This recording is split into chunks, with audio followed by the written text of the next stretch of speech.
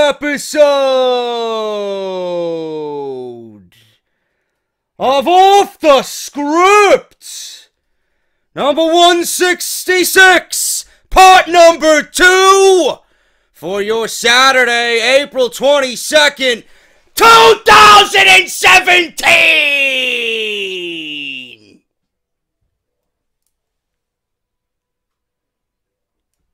I got news on Shinsuke Nakamura. When is the King of Strong Style gonna wrestle on WWE television? This has been a hot topic amongst the fucking retards out there. Oh, JD, why isn't Nakamura wrestling, man? We're gonna talk about it again on Off the Script. But this time, giving you guys an exact date as to when you can see Nakamura on Smackdown Live. Also, Paige, backstage update on WWE's plan for her when she returns, if there is one. Ooh. Anyway, moving on. House of Horrors, Monday Night Raw. No, but really, House of Horrors. What is the original idea for the match that Randy Orton and Bray Wyatt will be going one-on-one in about a week?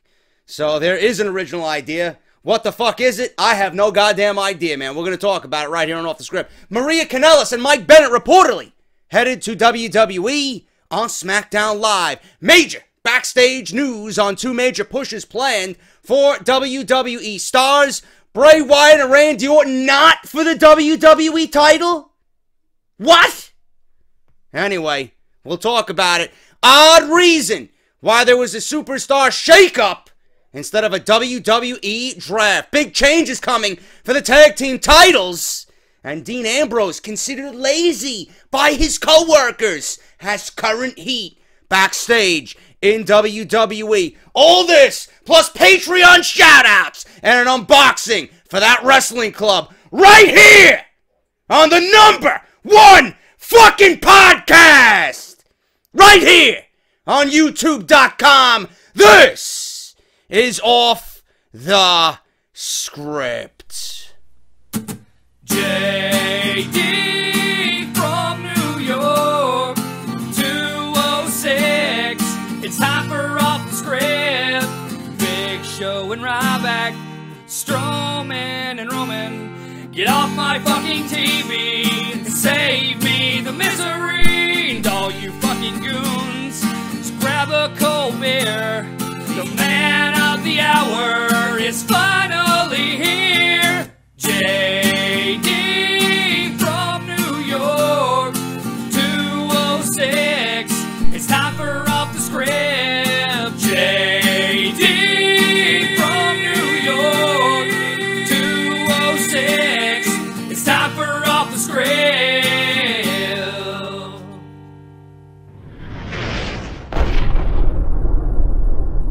What is going on, guys? JD from New York here. Thank you so much for tuning into yet another edition of Off the Script. This is episode 166, part number 2 for your Saturday, April 22nd, 2017. I am, of course, the host of the best fucking podcast in the wrestling world right now, Off the Script. I am JD, and I want to thank everybody for coming out and supporting and really enjoying part 1.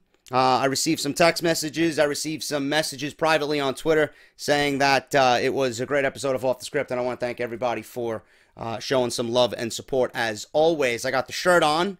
We got Kedrick's care package yesterday in part 1. He sent Joe Cronin Show and myself NXT TakeOver Orlando t-shirts as a thank you for WrestleMania weekend. We appreciate that very much, brother. I told you I'd wear it on Saturday's show. We're going to do some Patreon shout-outs as well for the last week. Thank you to everybody that's pledged during these hard times, the ad-ocalypse or the YouTube ad-pocalypse or whatever the fuck they're calling it. We're going to go over some Patreon shout-outs for the last week. We're going to do a That Wrestling Club unboxing, coupon code JD from NY, 10% off. I don't know what's in it. I literally got it delivered yesterday. Haven't even looked at it yet. So we'll do all that, plus go over the news and rumors, as always, right here on Off the Script. If you guys missed part 1, we went over Brock Lesnar's possible SummerSlam opponent in Finn Balor, Jeff Hardy, and Seth Rollins. So one of those three guys possibly will be challenging Brock Lesnar, the Beast Incarnate, at SummerSlam for the WWE Universal Championship, plus so much more in that video. Make sure you guys go and check it out. Link will be in the annotation you see in the top right corner of your screen, along with everything else that you might have missed this week. NXT review, Smackdown review, Raw review, Off the Script Extra. So make sure you guys go and check that stuff out as always. Follow me on Twitter at JD from NY206. Subscribe to the YouTube channel if you have not done so already. Right below, you'll see a little subscription bar. Click that. Click the bell. Make sure you guys are notified. You guys know the deal. If you guys want to support the show, the podcast, and the channel, you guys got 3 great ways to do that. And I mentioned a Loot Crate sponsorship. I'm just fucking lazy, and I apologize. Not really my main priority right now, but I will get you that information on Sunday's episode of Off the Script. I am partnered by Loot Crate right now. I just got to generate myself a fucking code so that you guys can use the code and the unique link and save some fucking money. So I got to make sure you guys are set up with that. But right now, 3 great ways to support the channel and the podcast. We got patreon.com/JD from NY206. You guys know the deal. Early access for Off the Script. You guys get shout-outs every Friday. I apologize I didn't do it yesterday. It slipped my mind. I got a lot on my mind. And you guys get the instant access to the Discord server for Team JD. So all that plus more coming with that. I want to shout out right now Andrew pledging $1. Andrew Hayes, that is, pledging $1. Andrew Reedy pledging $1. Wayne upping his pledge from $5 to $25. We got Motaz pledging $1. John Patterson, $1. Matthew, $1. Charles Terry, $1. James Matthew Robertson, $1. Elwood Pipkins, $1.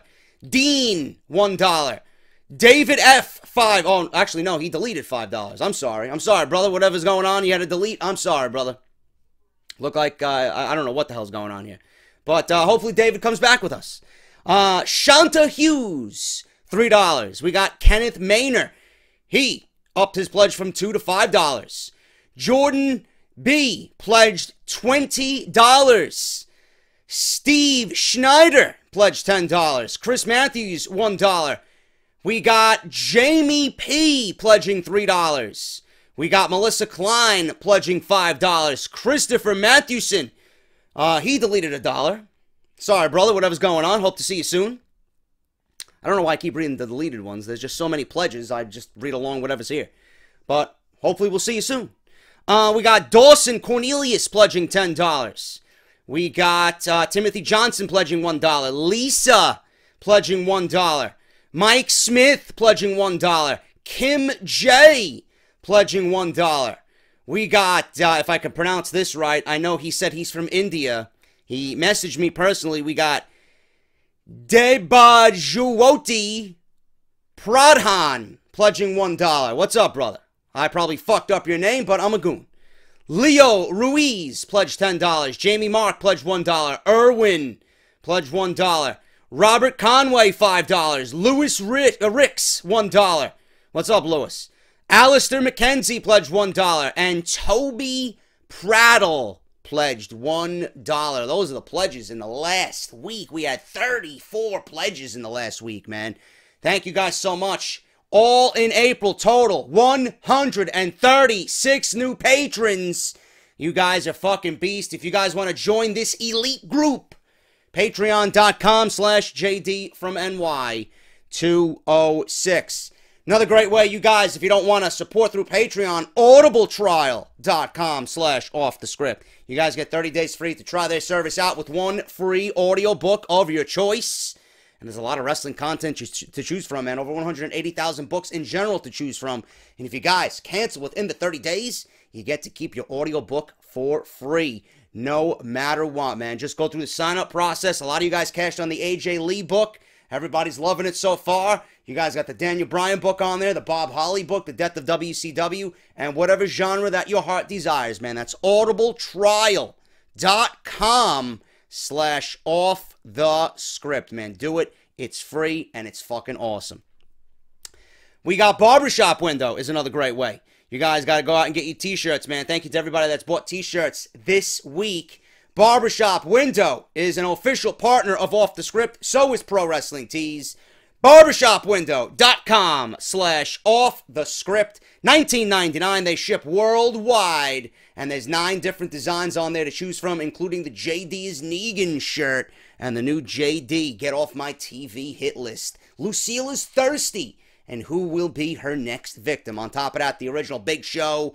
We got the Roman Reigns Get Off My TV, Big Show Get Off My TV, Dana Brooke, Eva Marie. It's all on there, man. The original gray Off the Script t-shirt, the Goon City t-shirt. It's all there, man.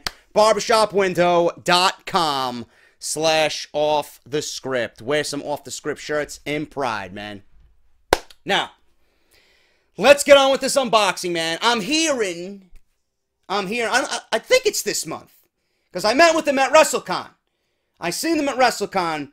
I think it's this month. If not, it's definitely next month. But there is an autograph in this box or the next month's box that's going to be absolutely fantastic. It's a current WWE superstar. He was on WrestleMania's card this year. So it's going to be fantastic. And this is from That Wrestling Club. ThatWrestlingClub.com, man. So go, if you enjoy what you see in this unboxing, one of my favorite unboxings all month, thatwrestlingclub.com, and you're going to sign up for whatever box you want, and then you're going to enter the coupon code at checkout, JD from NY, all in capital letters. You're going to save yourself some fucking money on your first subscription, man. And I don't think it's a bad deal whatsoever, man. These crates, they pay for the price of admission with the autograph and the t-shirt that's provided, man. You're going to save some fucking money. JD from NY at checkout, thatwrestlingclub.com. Let's open this bad boy up. Let's see what is in here, man. Let's see what is in. I don't know what's in here. I don't know what is in. Ooh. Oh, my God. Oh, my goodness. I don't like white, though. I hate white, bro. You gotta give me black. I need black. Well, look at that, man. We talked about him on Off the Script yesterday. Big Van Vader. T-shirt right there. Look at that. Big Van Vader from Pro Wrestling Tees. And then you got the Land of the Rising Sun in the back, man. Look at that. That's a nice t-shirt, though. I'll wear that around the house. I'll wear that around the house, man. Big Van Vader t-shirt. And it's from Pro Wrestling Tees, so you know it's a damn good fucking t-shirt, man. I haven't had one of these since fucking kindergarten. You motherfucker, man. What am I going to do with this? I might take this to the fucking House of Glory show tomorrow. Or tonight, rather. Tonight.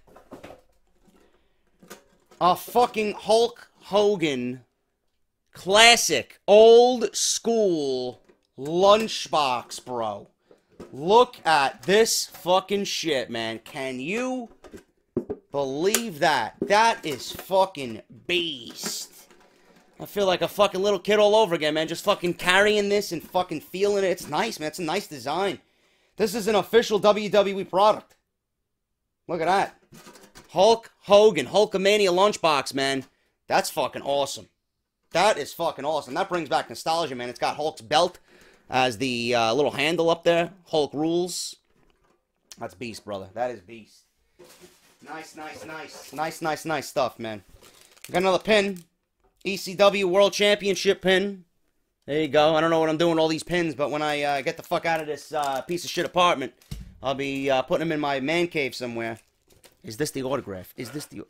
Yes, it is. It is the autograph. It is the autograph, man. This autograph pays for the fucking box itself. It pays for the box itself, man. And you know, if That Wrestling Club is dealing with superstars of this caliber, you know it is a beast box every fucking month, man. Sign up for this shit, man, because this is a once-in-a-lifetime fucking opportunity. ThatWrestlingClub.com. Use the coupon code JD from NY, and you could get shit like this, man. AJ fucking Styles. Signed autograph. That is fucking beast. Look at that. I told you, man, they leaked it to me when I was at WrestleCon. They pulled me over, bro. Keep it a secret. Tweet it out. Fucking hype it up. AJ Styles, he even showed me fucking AJ Styles with a stack of these autographs, man, just signing away right before WrestleMania, man. That is fucking beast. ThatWrestlingClub.com, and use the coupon code JD from NY at checkout, which I believe is for 10% off your first subscription, man. Look at that. The autograph pays for itself. That autograph alone pays for itself, man. The t-shirt goes for about $24.99, $19.99, $24.99 with the tax and the shipping. And then that lunchbox got to be at least $20, man. Great fucking crate, man. Great fucking crate. I want to thank those guys for hooking me up, as always. Good fucking people over there at That Wrestling Club. They are making their name well known in the subscription box service in professional wrestling, man. ThatWrestlingClub.com. Go and check them out. Show some support. They are a big supporter of Off the Script, and I want to thank them for sending me this beastly box, as always, for the month of April. We're going to get on with the news, man. Right after this, of course, you got to hear fucking Matt Hardy lead into the news, man, and give his wonderful fucking opinion of Off the Script. I'll be right back in a little bit, and we'll talk about Mr. Shinsuke Nakamura. Ladies and gentlemen, I am Broken Matt Hardy. This is JD from New York. Actually, delete to JD from New York. I am Cletus Vessel. Make sure to check out his wondrous show, Off the Script. It's absolutely delightful. Let's start off with this story, man. Dean Ambrose. Dean Ambrose is considered lazy by his co-workers, by his peers, and he's got current heat with WWE officials. There have been some reports about Dean Ambrose having some backstage heat with WWE officials, but a new report has finally revealed a reason why he could be having these issues with the powers behind the scenes in WWE. By all appearances, the Lunatic Fringe is one of the best performers in the company. According to some of you just don't like him, period. Ambrose is the current Intercontinental Champion. He just moved to Raw last week, and he's still a top babyface for the WWE, both in popularity and in merchandise sales. In his personal life, he's been featured on Total Divas alongside Renee Young during a new season of the show. More recently, Dean and Renee quietly got married in Las Vegas shortly after WrestleMania 33. The Lunatic Fringe seems to be more successful and happy by all appearances. However, there are some rumors going around about there being some bigger issues under the surface surrounding Dean Ambrose's WWE career. For instance, Dean Ambrose may have just tied the knot with Renee Young and got married. However, the newlyweds were split up by WWE officials during the Superstar shakeup. Ambrose is now on Raw, and Renee Young is part of Smackdown Live. That's one of the biggest reasons why the WWE Universe is under the impression that he has heat with backstage officials. Another reason is the way he can sometimes behave on WWE television. It has been rumored that the Lunatic Fringe was punished during WrestleMania weekend for being visibly drunk during the WWE Hall of Fame ceremony. As a result, the belief is that Ambrose was punished by WWE officials, and his match with Baron Corbin on WrestleMania 33 was moved down to the kickoff show. Now, that's not confirmed, but there have been rumors about him having backstage heat since that report came to light. That would suck if you were Baron Corbin, that you have to pay the consequences for Dean Ambrose's action. I am not going to believe that story. I don't think he was visibly... I didn't really watch the Hall of Fame. I watched Cornette and I watched Angle, and that was pretty much it. Everything else was just a blur. Everything else was a blur. I don't remember hearing anything that night. I don't remember seeing anything that night about Ambrose being visibly drunk. But, I mean, I really wouldn't say that Ambrose was drunk just based on the fact that he's got to have this match with Baron Corbin. He'd be fucking over his partner. He'd be fucking over the guy he's working with the next day. I don't think so. I don't think he would be that irresponsible. I'm going to give him the benefit of the doubt on that one. Now, according to What Culture, this took place on Miz TV. as The Miz ripped Dean Ambrose for not looking and acting like WWE superstars are expected to. However, the tone of the segment seemed to change when Miz began referencing how far Ambrose has fallen since he was WWE Champion and SmackDown Live's first overall pick in the draft last year. This is in sharp contrast to where he stands right now. There is a new report claiming that when WWE officials get that specific on WWE television, it's because the powers that be actually feel that way and are trying to make a statement. Many people have noted that Ambrose hasn't been showing the same enthusiasm during his segments or matches over the last few months. In all honesty, this has been a rumor since Dean did Stone Cold's podcast last summer as WWE Champion. The Lunatic Fringe has always presented himself a little differently than the average WWE superstar. WWE officials may have noticed it until the decision was made to put the WWE Championship on him. The WWE Universe's admiration for Dean Ambrose hasn't changed at all. He's been a workhorse for the company and a really strong babyface for a long time now. WWE officials could be looking for a little bit more from him. Dean Ambrose moving from Raw to SmackDown and now back to Raw may have been a way to bring some more enthusiasm and bring in a few more creative ideas to give his feuds and matches a little bit more energy. For instance, a potential reunion of The Shield is a hot topic with the WWE Universe right now. Not only that, there is some speculation that WWE officials could be planning a major heel run for Dean Ambrose soon to reignite his rivalry with Seth Rollins. Based on all reports and rumors that have been circulating, the Lunatic Fringe and WWE officials don't seem to be upset with Dean Ambrose. However, there does seem to be a desire to motivate him to bring a little more to his performances on Raw going forward. Clearly, the only one that can stop Dean Ambrose is Dean Ambrose. Now, I am going to tell you I have noticed some, I would say, lack of motivation on Dean Ambrose's part. I mean, Dean Ambrose, if you look at Dean Ambrose last year, if you look at him from, I'd say, after SummerSlam on all the way to December, he was feuding with John Cena, he was feuding with AJ Styles. He was motivated. I think AJ Styles brought out the Dean Ambrose that we definitely want to see on a more regular basis. But AJ Styles does that to anybody. It doesn't necessarily have to be Dean Ambrose. He could do that to anybody. But Dean Ambrose working with guys like John Cena and AJ Styles, it really gave him the drive to perform better in those situations. And he had one of the best matches of the year with AJ Styles at TLC. In that WWE Championship ladder match. That was an unbelievable main event. Unbelievable. One of the best matches of WWE's 2016. No question. So what do they do with Dean Ambrose going into 2017? They don't have the Intercontinental Championship defended at the Royal Rumble. You know, Dean Ambrose is in the Elimination Chamber.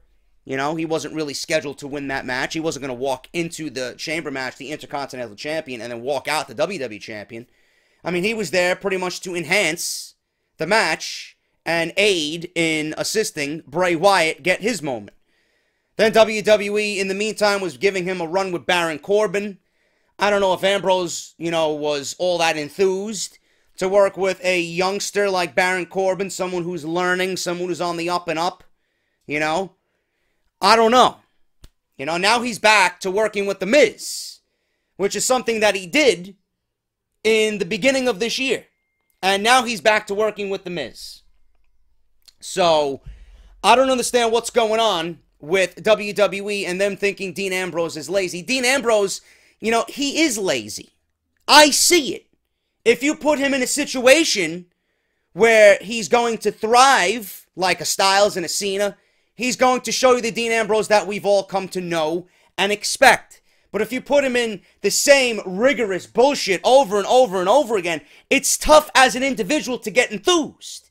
It's like you're sitting at home and your mother orders pizza on Monday, and then Tuesday comes and she makes pork chops, And then Wednesday comes, and she's too lazy to fucking cook and too tired, and she orders fucking pizza again. It's like, it's tough to be enthused. You know, Dean Ambrose went from Dolph Ziggler to AJ Styles, John Cena, triple threat, WWE Championship, right? And he went through that. He defended the title, lost the title to AJ Styles, which was expected, right back into a feud with The Miz. You know? And maybe that's not something that was on his mind. It's not something that he had really, you know, wanted to do. And then from The Miz, he wins the IC title. He loses the WWE title. He's been given the IC title. They haven't done nothing with it. Maybe that's aiding to his frustration. In a feud with Baron Corbin, you know, they dropped the fucking feud for the last 3 weeks on SmackDown Live. How the fuck can you get enthused? It started off great. At the Chamber, Corbin looked like a fucking monster. On SmackDown, dragging him from the back, throwing him into the electrical equipment, beating him up in the back with steel pipes, having fucking forklifts dropped on him. Dropped from SmackDown. All we seen leading up to WrestleMania with that title feud was a backstage segment that aired on WWE.com. And all it was a bickering match. You shut up. No, you shut up.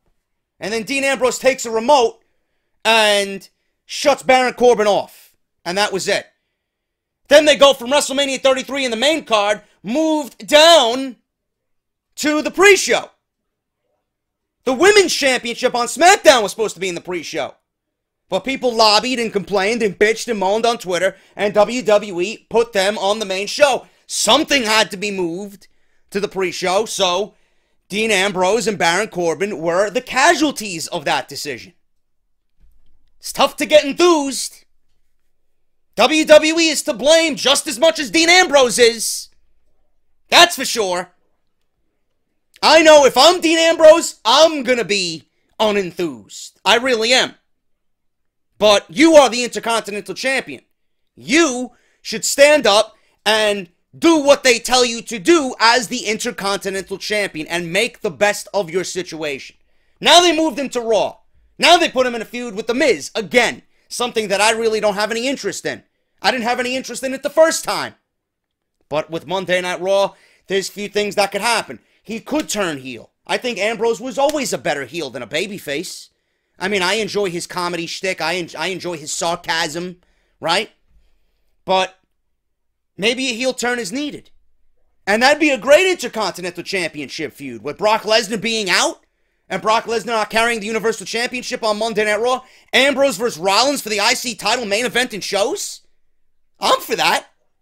I think that'd do great for both guys and the title. But Ambrose needs to be heel. Ambrose needs to be heel. If that's something that they want to do, if that is something they want to do and they don't want to do the Shield, do it. Because I think that would rejuvenate him. It would open up Pandora's box.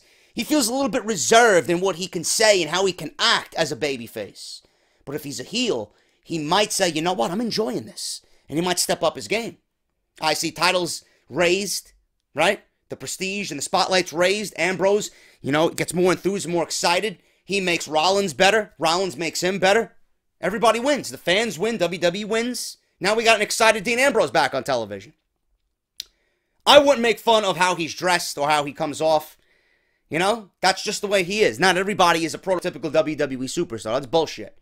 You know, there's the guys who dress in the suits and the clean cut and the clean shaven and the baby face and the hair done.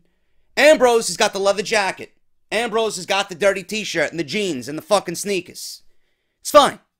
It's fine. But if you go in that ring and perform at a top level the way a champion should, doesn't matter what the fuck you're wearing. I mean, John Cena wore fucking jorts for 12 years. Give me a break. But he also carried himself as a prototypical WWE superstar. You know? Everybody says Kevin Owens is overweight. Baron Corbin comes out dressed with leather, and he doesn't look like a prototypical WWE star. The way he's dressed, right? Skulls and bones and all this other shit. Leather jackets. The way you look means nothing. But if you go on that perform and you perform the way that they want you to as a WWE superstar, to me that's all that matters. But You can see where Dean Ambrose's frustration comes from. The up and down, the moves, the this, the that. You know? The feuds that were already given to us on SmackDown Live, now being given to us on Monday Night Raw again. Something needs to change. He needs a little shot of fucking, a little shot of something. You know? Give him something to work with. But, whatever the case is, Dean Ambrose, you can see it's WWE's, fault just as much as it is Dean Ambrose's fault. The WWE's not giving him anything exciting or worthwhile to work for or work with. And Ambrose is like, what the fuck, man? I'm one of your best fucking sellers. I'm one of your biggest baby faces. I'm one of your biggest merchandise sellers. Give me something to do. So that's just the way I see it from what I read here with Dean Ambrose. Let me know what you guys are thinking. He does come off as lazy. Sometimes he doesn't. He's hot and cold. But that analogy with the mother giving you, pizza on Monday, pork chops on Tuesday, and then pizza on Wednesday, Chinese food on Thursday, and then pizza again on Friday. Listen, bro, I love pizza, but once a week, man. I'm not excited about this dinner, mother. You gotta call Titus Catering, bro. I'm here and he makes a beautiful lobster bisque. Anyway, that's the story on Dean Ambrose. Let me know what you guys think down below. Paige and the Backstage update on her WWE status, what WWE's plans are for her when she returns. You'd have to be living under a rock, which most of you probably were living under while you were, You'd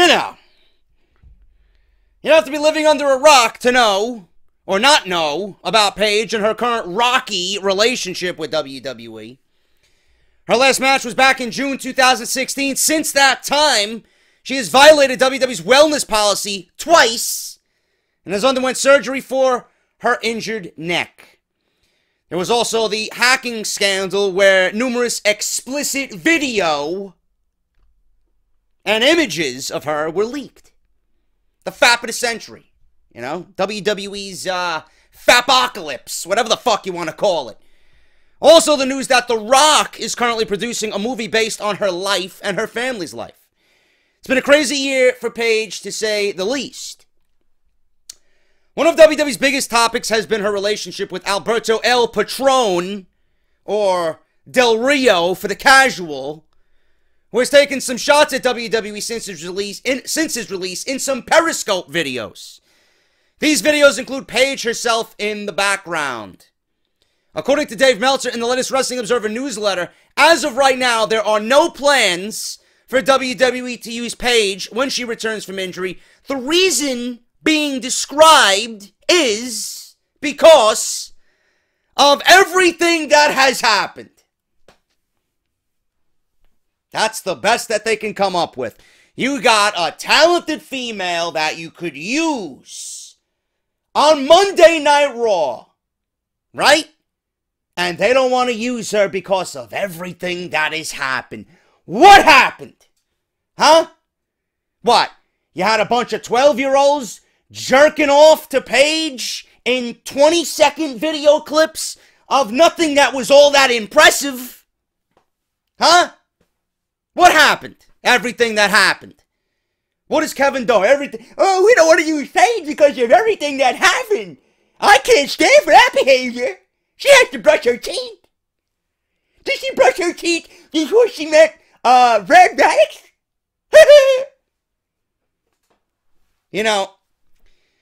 That's just the way the cookie crumbles. That's WWE for you. Instead of using someone who could be one of the most talented females on the roster when healthy, no, they don't want to use her because of everything that has happened. It's also being reported that the only thing likely to keep her employed is because of the movie that The Rock is making with WWE Studios and his team. So that's the only reason why she might be employed right now. If this wasn't going on, they'd let her go. But Del Rio's trying to get her fired anyway. Periscoping and fucking drunk and calling Triple H big nose dick, small dick Triple H. I'm gonna go to Stanford and fucking kick your ass. Whatever the fuck he's talking about, right? Dumbass, trying to get his fucking fiance fired. I don't think she cares either. Because if she did, she wouldn't allow him to do that while she's under contract. Dumb. Dumb. Do not burn your bridges, because they always come back around. You're in WWE one day, you're on the indies in another promotion on another day, and once you get tired of that, and be like, you know what, I'm ready to go back, I'm ready to make more money, then WWE welcomes you back with open arms. Right, all the time, we see it all the time. But Paige is doing this. She may never come back. She may never come back. I don't know what's going on. You know, I don't know why WWE wouldn't capitalize on Paige now anyway. She's probably more popular than she ever was if she comes out. Then you got another situation on your hands. You go to fucking a city like Chicago, forget about it. They'll be chanting FAP, FAP instead of CM Punk. You know? Anyway. That's the latest on Paige. That's a disgrace that they won't use her in a way that could enhance that women's division, which always is in need of help. No, they don't want to use her because of everything that's happened. What happened? What happened? You know? Do you want to use Xavier Woods? Are you using Xavier Woods? You know, I don't see you using Xavier Woods and keeping him off TV because of everything that happened, right? So it should be no different with Paige. Absolutely ridiculous. It's just odd. You know, Del Rio's trying to get her fired.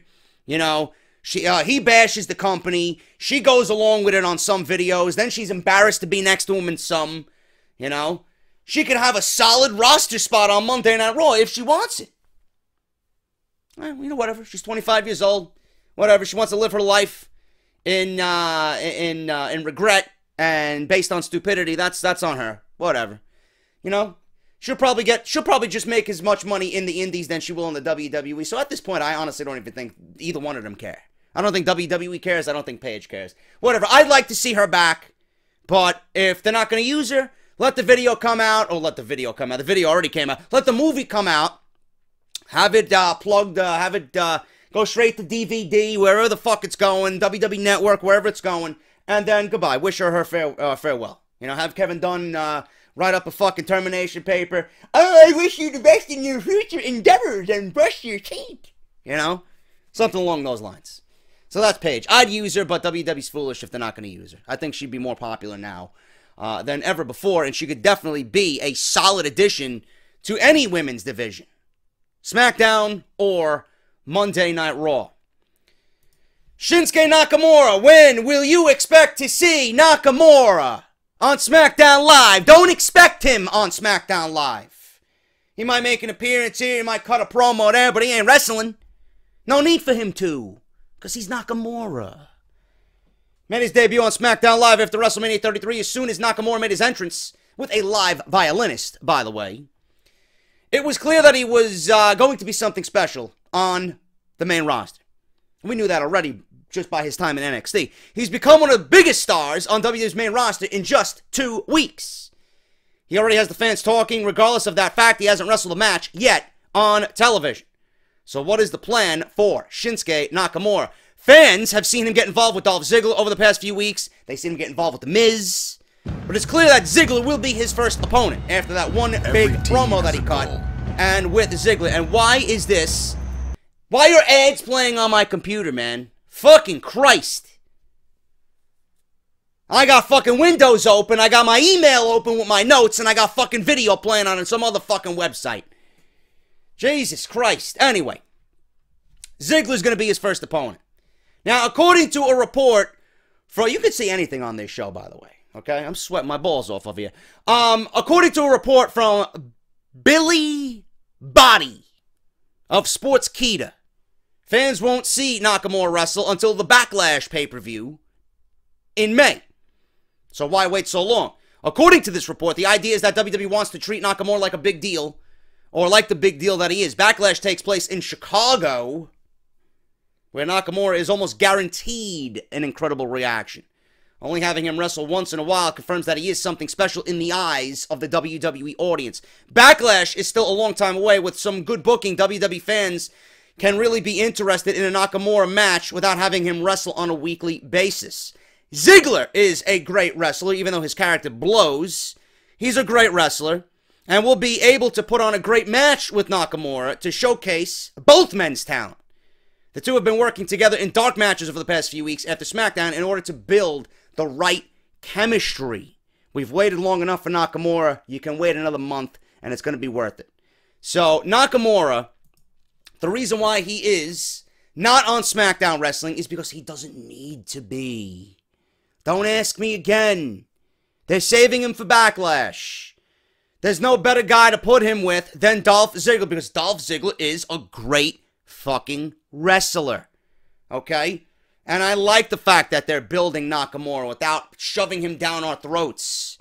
When that time comes, when that big moment comes, where he's going to be the WWE champion, it's going to be all that much special. Yes, he's an active guy on the main roster, but you don't need to showcase him every single week. He wasn't there every week on NXT. He wasn't there every week. There's no need for him to be fighting matches against, you know, the mid-card guys. There's no reason. He's a main event rock star, you know? The Bo Dallases, like I mentioned yesterday, the Titus O'Neils, the fucking, Sin Caras. Give me a fucking break. Nakamura's worth so much more than that. You want to waste his fucking talent? You want to waste a possible injury? On what, Sin Cara? Give me a break, man. You know? I'd rather get fucking hurt on the way to the taco truck than in a match against Sin Cara. Give me a break. Nakamura's not going nowhere. He's not wrestling anything. He's not wrestling anyone. Just have him come out and do an entrance and cut a promo. You know? That's it. You don't need him to wrestle. He's that big of an attraction, and he will be. Just give it time. And when we see him in Chicago, you guys already know, based on the fucking amazing crowd that is Chicago, that the guy's going to receive the biggest reaction of the night. And Chicago's going to treat him well. Being that they haven't seen him on TV, they're going to be the first to see him on TV. The reaction's going to be that much bigger. Simple. You don't want to waste them. You don't want to shove them down people's throats. People will get tired of them. Like I said, it's like a fucking toddler with a toy. You know? How many fucking toys can you use? You get him one toy, he loves it. You buy him another toy, and he plays with that when he forgets the old one. You don't want that to happen to Nakamura. Come on, bro. Think. Think. People asking when Nakamura is, why isn't he wrestling? Because he's not like everybody else. Everybody else is here. Nakamura is over here.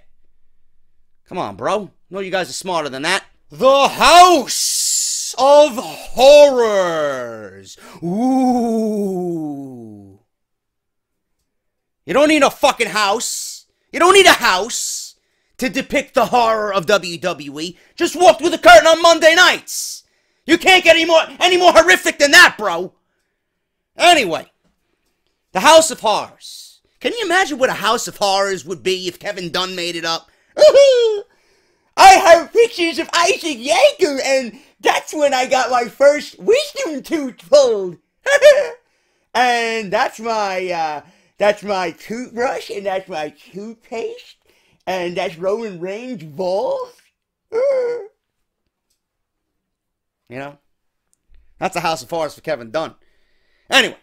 Enough joking around. House of Horrors, the original idea.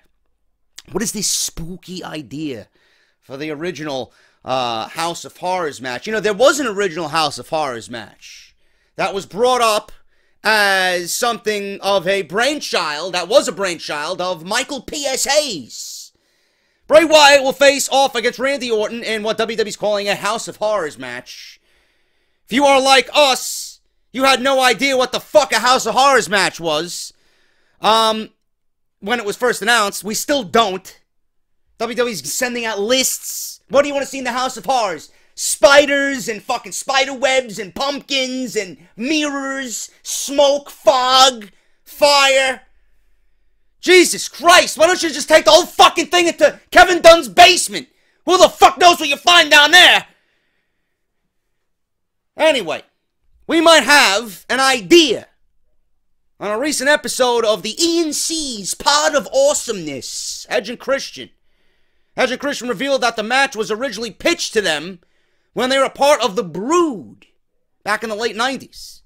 They revealed that the idea was pitched by Michael P.S. Hayes for them to face off against the Hardys in a House of Horrors match. Here's how they described it, giving us possible hints for payback. What about the Brood against the Hardys? And he came up with this concept for this House of Horrors match where basically we would do the match inside of like a funhouse type thing with a two-way mirror and different rooms and things, and we would fight all the way. Can't remember how the match would end, but I remember the concept being like, whoa, that's pretty crazy and kind of cool. Edge also thinks Matt Hardy remembers this pitch and based the final deletion off of some of the ideas. It was strange, says Edge. And they shot it like a movie with trapdoors and secret passageways and all these kinds of things. Kind of, I guess, a predecessor to what Matt must have remembered. And he took that and ran with it with the delete idea and everything like that. But I remember Michael coming up with it and the four of us were kind of like, whoa, that's crazy, but there's a possibility. And then it was about figuring out how Jeff could do a whisper in the wind off a staircase and just weird shit like that. But I remember the multiple camera angles.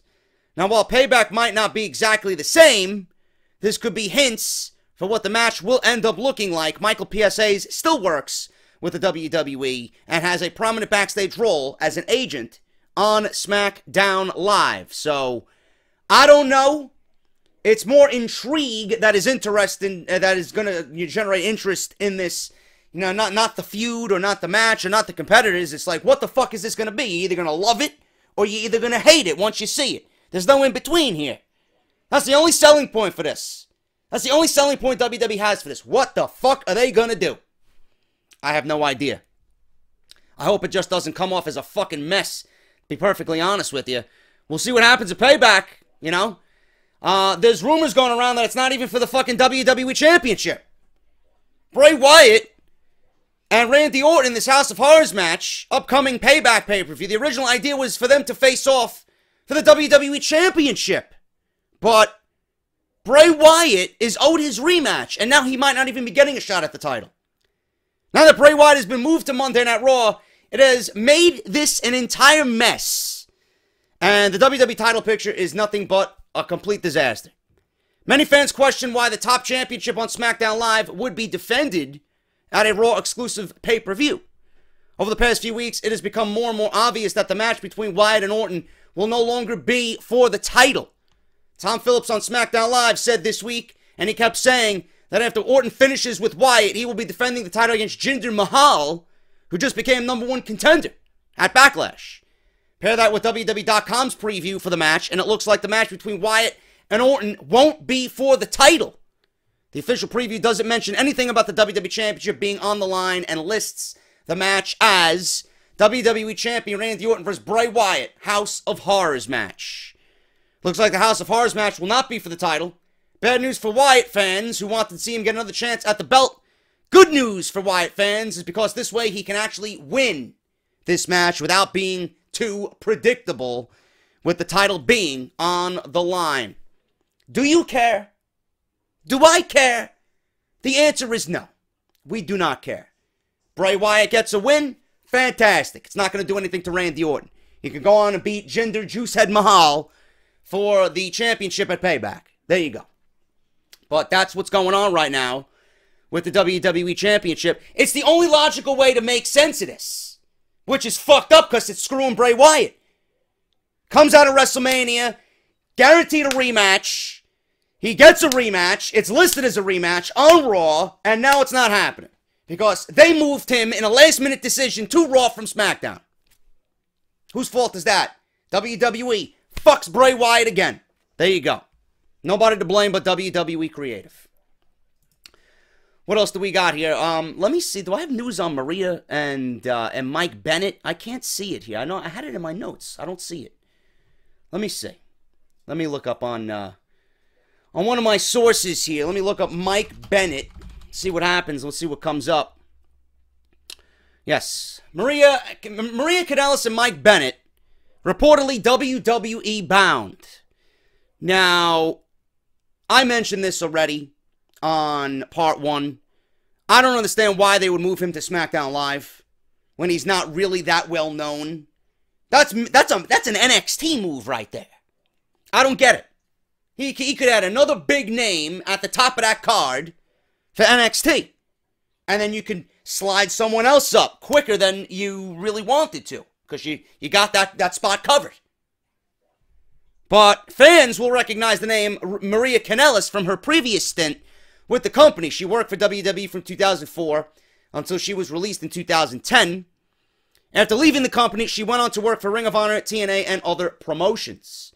Her husband, Mike Bennett, has never worked for WWE and is best known for his time in Ring of Honor and TNA.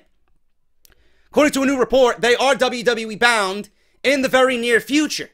Wade Keller of the PW Torch says that Maria and Mike have decided to sign with WWE. The most interesting part is that they are expected to skip NXT and head right to the WWE main roster. Keller also says that they are expected to be on Smackdown Live when they officially make their debuts. Will be interesting to see what the company does with them. A lot of fans are shocked that they are going to bypass NXT and head right to the main roster, which I don't really hold any credibility towards. You know, Wade Keller is a notable name in the industry, but I just don't see them going to SmackDown Live. I don't. I see them going right to NXT, man. I don't understand that move. I don't think Mike Bennett is ready for WWE main roster television. Do you? Maria maybe, but Mike Bennett, no. Not at all. For someone that's not been in WWE and doesn't know how they operate, NXT is a must for Mike Bennett. Don't care how great he is. Don't care how much of a miracle he is. He's got to go to NXT to learn the WWE ropes, the TV production, the camera, the entrance, the theme, how to work the WWE style. You're not going to bring him to SmackDown Live and expect him to succeed on night one. You know? Even AJ Styles said that he should have went to NXT because the learning curve in WWE was so much different than everywhere else he's been. That's just my take on that. And it should be that way with Mike Bennett for sure. So, their work in TNA, Mike and Maria, together was solid. So we have to wait and see if they find success on SmackDown. They will find success on SmackDown once they spend 6 months to a year in NXT. So let me know what you guys think of that. Mike Bennett and Maria, WWE bound, according to Wade Keller of the PW Torch. But I think skipping NXT is a huge mistake for both. And I don't know why they would skip out on NXT. I really don't understand that move. But, again, I don't understand why WWE does half the shit that they do. There's an odd reason why there was a superstar shakeup instead of a WWE draft. And, of course, this is Vince McMahon's fucking demented mind at work again. After WrestleMania 33, Vince McMahon announced that there would be a superstar shakeup for the rosters of Raw and SmackDown Live. WWE made a number of changes to each roster with some big names switching sides: Bray Wyatt, Charlotte, Alexa Bliss, Dean Ambrose, Kevin Owens, and more. Many fans have been wondering if the shakeup was the replacement for the yearly draft, usually that takes place during the brand splits, or if the company would be doing a draft later on this year. Brian Alvarez, on a recent edition of the Wrestling Observer Live, says that there are no plans for a WWE draft this year. The shakeup was WWE's way of changing up the rosters without the need of doing another draft. So WWE went this route. But why? It turns out that Vince McMahon reportedly has decided that he dislikes the term draft. I love the word draft. Can I get a cold Guinness draft, please? Make sure the glass is fucking ice cold. Chilled. Are you fucking kidding me? Now he doesn't like the term draft. He doesn't like the term belt. He doesn't like the term wrestling. Is this guy out of his fucking mind? Yeah, let's make WWE unlike a sports presentation. This guy is so out of touch, it's not even fucking funny, man. This is why it was referred to as the superstar shakeup, as if you're going down aisle 7 at ShopRite looking for shake and bake. What flavor does Titus O'Neil want tonight? This should not come as a surprise, as a lot of fans considering the stories that we heard about Vince and his weird ways of banning words and terms.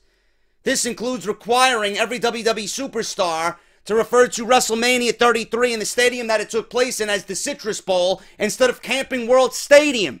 Its actual name. Also, him chewing out Braun Strowman backstage for saying title shot. Still remains to be seen if WWE will continue to use superstar shakeup as a yearly thing. Vince can call it whatever he wants. It's his fucking company. We don't gotta like it. We're gonna watch it anyway, but that doesn't steer away from the fact that the guy's a fucking demented, old fucking buffoon. But hopefully next year they keep some of the key elements of what made the drafts so fun. The WWE should really start utilizing the drafts, and they should really make it into a big sports-like presentation. Like you see the drafts in actual sports. You know? Not the fucking clusterfuck that it was last year. That was awful. I shit all over that fucking draft. You can tell that thing was put together in fucking 3 hours. Ridiculous. Instead of putting it together in 3 hours, Vince, why don't you put it together in 3 months? Maybe it'll come off better. Draft. How does he order a fucking beer? At the bar. On tap. Draft. I want a Guinness draft. I want a Bud draft. Right? Give me a fucking break, man. Draft. It's a draft. Present WWE in a sports-like mentality. Sports entertainment. Dumbass. Anyway. We are going to end with this one here. We are going to end with the rumors of changes coming to the WWE Tag Team titles. What now? After the 2016 WWE Draft, both Raw and SmackDown received their own tag team titles. Belts. The design was the exact same. Only difference was the colors for each brand. Raw's tag team titles were red and SmackDown's were blue and silver. It appears that both Raw and SmackDown Live tag team titles could be getting an alteration over the next few weeks. According to D. Vizzle on Reddit, someone who's a trusted source in the belt community, WWE is going to change both tag team belts to feature custom side plates. And I quote from D. Vizzle, being told that the tags on both shows have designs modified to take removable side plates like the main belts. Same source said that these will be showing up on TV within the coming weeks. This will be similar to what we see with the main belts for the men and women on both brands. The reasoning? Seems like the change will make, good for marketing purposes. Changing the design to custom side plates will allow WWE to make some extra cash when they sell them on WWE Shop. The company probably realized they're missing out on a ton of cash now that the Hardy Boys are back and they are the champions. We have to assume if this ends up happening, the Intercontinental title and the United States titles could be following suit in the near future. There was reports that the IC title and the United States title were getting a complete revamp anyway, but we haven't seen that yet. This really is not news. It's just one of those things where WWE is just using their brain cells to, come up with better business practices on how to make more money. Nothing wrong with that. By all means, make all the money you want. Make all the money you want. I don't care. If you guys care about that, if you guys want to go out and buy the Tag Team Championship replicas and put side plates on them, whatever. Doesn't matter. That's for you. Good on you. That's what's coming to WWE television in a few weeks. Still no word on the IC title and the US titles getting a complete revamp. And that is off the script, ladies and gentlemen. Not much news, man. You can see by the fucking stories that I got here. Not much news in the world of WWE right now as we head on into Payback on the WWE Network. But if you enjoyed the video, hit that thumbs up. Let me know what you guys are thinking down below of all the stories in this video. Follow me on Twitter at JD from NY206. Subscribe to the YouTube channel down below if you have not done so. ThatWrestlingClub.com, coupon code JD from NY, 10% off. AudibleTrial.com/offthescript for your free audio book and 30 days free to try the service. BarbershopWindow.com/offthescript for your t-shirts and Patreon.com/JD from NY206 if you guys want to support the channel and the podcast. I am JD. Thank you guys so much. I'll see you guys on Sunday for part 3 of Off the Script. Enjoy your Saturdays, and I will see you all tomorrow morning for Off the Script. I'll talk to you later.